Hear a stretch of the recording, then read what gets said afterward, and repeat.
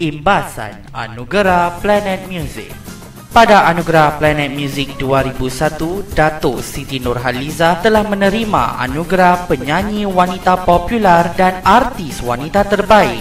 Untuk kategori Artis Wanita Terbaik, Datuk Siti Nurhaliza berkongsi anugerah trofi bersama Diva Indonesia Kris Dayanti. Lagu Balkis telah memenangi kategori Lagu Paling Popular.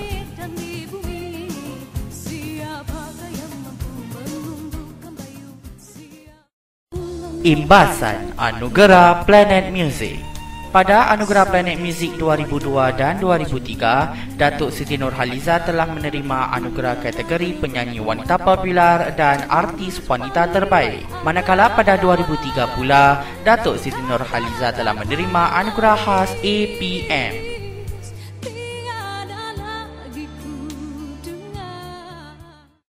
Imbasan Anugerah Planet Music. Pada Anugerah Planet Music 2004, Datuk Siti Nurhaliza telah menerima anugerah kategori Penyanyi Wanita Popular dan Artis Wanita Terbaik. Manakala lagu berjudul Bukan Cinta Biasa menjadi lagu terbaik untuk Anugerah Planet Music 2004. Imbasan Anugerah Planet Music.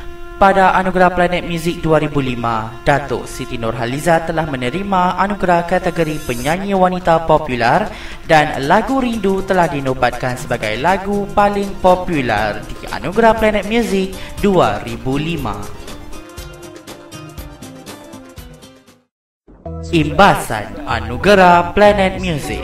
Pada Anugerah Planet Music 2006, Datuk Siti Nurhaliza telah dicalonkan untuk kategori Lagu Paling Popular menerusi lagu Dua Dunia duet bersama Tufail.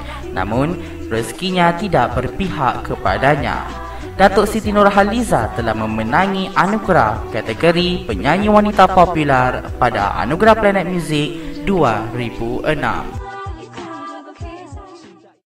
Radio City FM Inspirasi Muzik Siti Nurhaliza adalah radio rasmi mengundi Siti Nurhaliza untuk Anugerah Planet Music 2011 bagi kategori Artis Serantau Paling Popular. Imbasan Anugerah Planet Music. Pada Anugerah Planet Music 2007, Datuk Siti Nurhaliza telah menerima anugerah kategori Penyanyi Wanita Popular dan Artis Wanita Terbaik. Lagu berjudul Biarlah Rahsia telah memenangi anugerah kategori Lagu Terbaik untuk Anugerah Planet Music 2007. Imbasan Anugerah Planet Music. Pada Anugerah Planet Music 2008 dan juga 2009, Datuk Siti Nurhaliza telah menerima anugerah kategori Penyanyi Wanita Popular.